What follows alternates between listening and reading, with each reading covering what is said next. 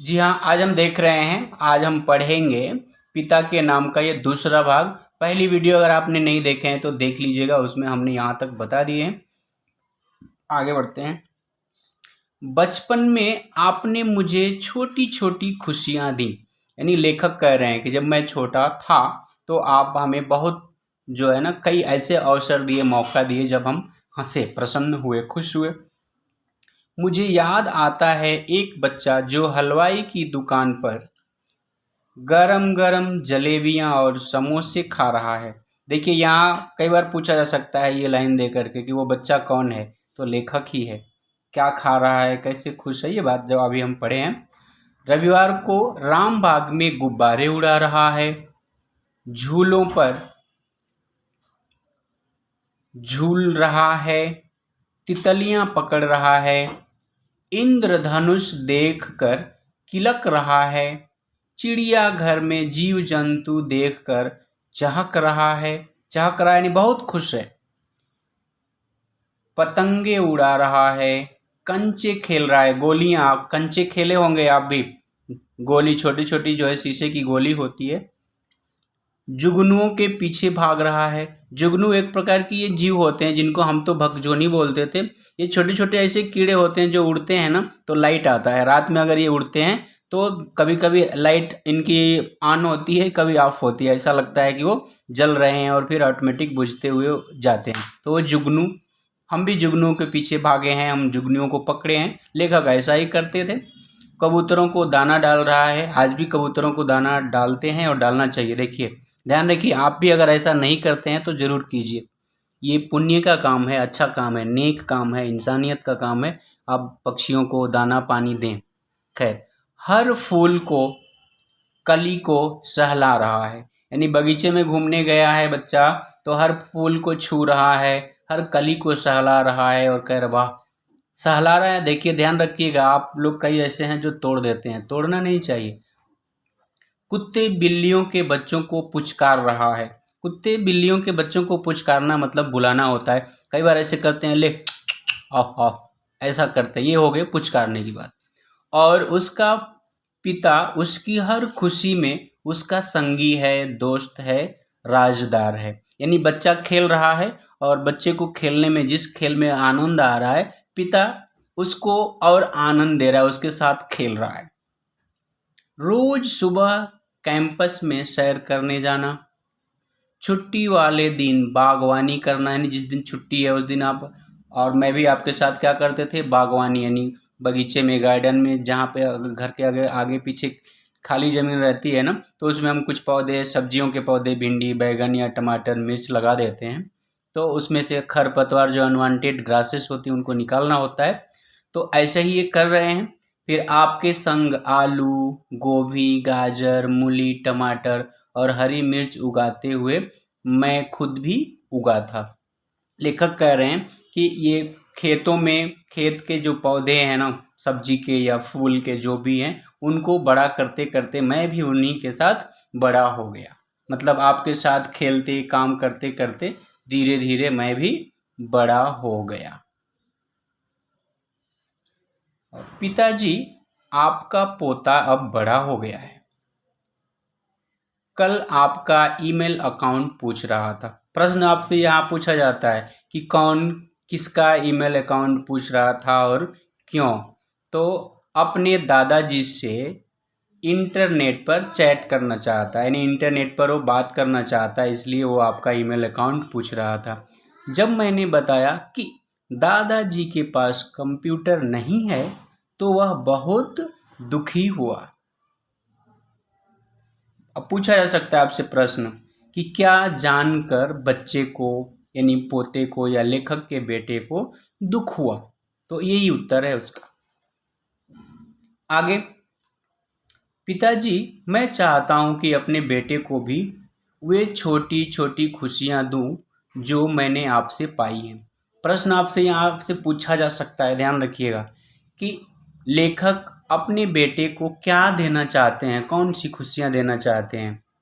तो वही सारी खुशियां जो उन्होंने अपने बचपन में पाई हैं, यानी खेले हैं। तो ऊपर ये जितनी बातों को हमने चर्चा की है ना अभी, आप ये सारा लिख सकते हैं जितना आ सके।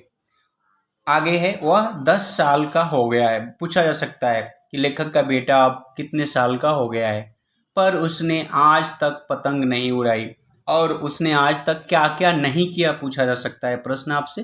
तो उसने पतंग नहीं उड़ाई, गिल्ली डंडा नहीं खेला, कंचे नहीं खेले, वह आम या जामुन के पेड़ पर नहीं चढ़ा। खैर, पेड़ पर चढ़ना नहीं चाहिए क्योंकि पेड़ की डाली टूट जाएगी तो आप गिर सकते हैं, लेकिन अगर आपको चढ़ना आता है तो चढ़ना चाहिए।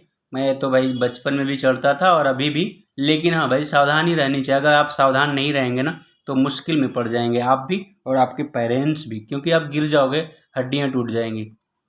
तो मैं ये नहीं कहूँगा कि आप चढ़िए, लेकिन हाँ अगर कोई देख रेख करने वाला है आपके अगल बगल जो आपको बता सके, नीचे पकड़ सके, तो थोड़ा सा आनंद लेना चाहिए, ज़्यादा ऊंचाई पर नहीं चढ़ना चाहिए। मैं ये नहीं कह रहा हूँ कि आप चढ़िए, लेकिन हल्का फुल्का एक्सपीरियंस होना चाहिए। हमने खेल खेले हैं ओल्हा पाती पेड़ के ऊपर चढ़ के, हम भाग दौड़ करते थे। ध्यान रखिए, मैं ये नहीं कह रहा हूँ आप कीजिएगा। खैर, नदी किनारे चपटे पत्थरों से छिछली नहीं खेली। हाँ, नदी के किनारे या तालाब के किनारे, पोखरे, पॉन्ड, नहर में जा कर के ना, केनाल में जा कर के छोटे छोटे पत्थर होते हैं छिछले, जिनको फेंकने पर वो पानी के ऊपर ऊपर ही छिछलते हुए, जैसे मेंढक तैरते हुए दूसरी ओर चले जाते हैं ना, ऐसे ही वो पत्थर भाग जाता है। हम खेले हुए हैं। तो लेखक यहाँ पे यही कह रहे हैं कि उनका जो बेटा है वो ये खेल नहीं खेला है। मैं चाहता हूँ कि वह इन सबका भी आनंद ले। लेखक चाहते हैं कि भाई मैंने जो खेला बचपन में मेरा बेटा भी खेले, उसका बचपन अधूरा न रहे। पर वह नई जेनरेशन का लड़का है, उसे कंप्यूटर गेम्स अच्छे लगते हैं जैसे कि आप लोगों को। वह केवल टीवी देखकर बड़ा हो रहा है। वह मोबाइल फ़ोन पर बात करने का शौकीन है। वह कार्टून चैनल देखना पसंद करता है। उसे बर्गर, फिंगर चिप्स और पिज़्ज़ा अच्छे लगते हैं। जैसे कि आपको तो ये बताने की जी मतलब ज़रूरत ही नहीं, आप बहुत अच्छे से जानते हैं। उसे हिंदी में 1 से 100 की गिनती डिफ़िकल्ट लगती है।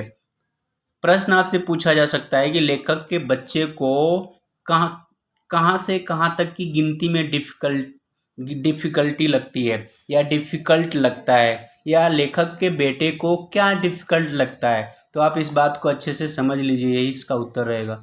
और वह 79 और 89 में कन्फ्यूज हो जाता है।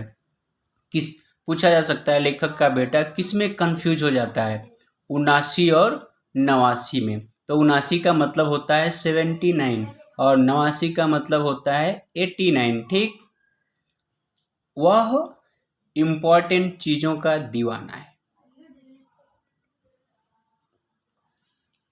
पिताजी, याद है एक बार छुट्टियों में आप मुझे गांव में दादाजी के पास छोड़ गए थे, क्योंकि मुझे दादाजी बहुत अच्छे लगते थे। मैं उनके साथ गांव के पास बहती नदी में मछलियां पकड़ने जाता था। पूछा जा सकता है कि लेखक अपने दादाजी के साथ क्या क्या काम करते थे। तो यही मछलियां पकड़ने लगते थे। अक्सर उन्हें जल तरंग बजाते हुए सुनता था। प्रश्न आपसे पूछा जा सकता है कि जल तरंग कौन बजाता था, कौन सुनता था। जल तरंग बजाता उनका मुस्कुराता चेहरा मुझे आज भी याद आता है। करेक्ट भाई, जब दादाजी जल तरंग बजा रहे होते थे तो उस समय वो बड़े मुस्कुरा रहे होते थे। तो उस समय मुस्कुराता हुआ उनका चेहरा मुझे आज भी याद आ रहा है। ध्यान रखिए, एक बार में अगर समझ में नहीं आया है ना तो आप एक बार ये वीडियो ज़रूर फिर से सुनिए। बड़े इंपॉर्टेंट प्रश्न और उत्तर इसमें हमने बताते गए हैं। आज के लिए इतना ही। अगला भाग फिर आप ज़रूर देखिए पूरे पाठ को अच्छे से समझने के लिए। आप देख रहे हैं Hindi classes bye Umesh sir. धन्यवाद। इस पाठ के नोट्स भी हमने दिए हुए हैं, आप प्लेलिस्ट में एक बार आप ज़रूर देखिए, और भी वीडियो हैं और फ़ायदा उठाइए। आपका फ़ायदा हो रहा है, आप अपने फ्रेंड्स के साथ भी शेयर कर लीजिए, उनका भी फ़ायदा हो जाए। कर भला तो हो भला। आप अच्छा करेंगे आपके साथ भी अच्छा होगा। ये मैं नहीं, प्रकृति का नियम है। मैं ये नहीं कह रहा हूँ कि भाई आप अच्छा करेंगे तो अच्छा होगा, होता है। खैर, आज के लिए इतना ही। जय हिंद, जय हिंदी। इंसानियत बनाए रखें, जहाँ भी रहें सावधान रहें, सतर्क रहें और एक दूसरे की मदद करें।